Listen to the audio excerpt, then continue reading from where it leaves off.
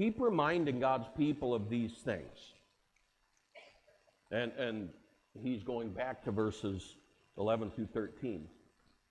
Warn them before God against quarreling about words. It is no value and only ruins those who listen. Wow.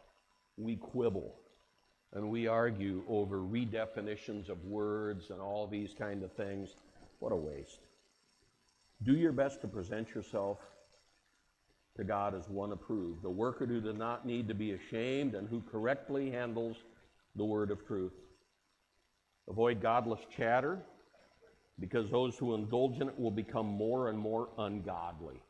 And he's referring to people who have come out of this cult of Diana or Artemis, this bizarre false religion. And he's saying to them, you get away from everything about that. Now their teaching will spread like gangrene. Among them are Hymenaeus and Philetus, who have departed from the truth. They say that the resurrection has already taken place, and they destroy the faith of some. Nevertheless, God's solid foundation stands firm, sealed with this inscription, the Lord knows those who are his.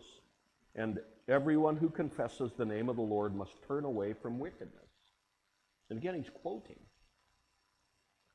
He goes on, in a large house, there are articles not only of gold or silver, but also of wood and clay. Some are for special purposes, and some for common use. Many of us grew up in a home where you had like the everyday silverware and the everyday plates.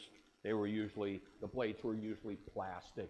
And then you had the stuff you used when company came over. And that was apparently the idea that, we're wealthier than we actually are. But we get this. In a large house, there are articles not only of gold and silver, but also of wood and clay. Some are for special purposes, some for common use. Those who cleanse themselves from the latter will be instruments for special purposes, made holy, useful to the master, and prepared to do any good work. There's the element of sanctification.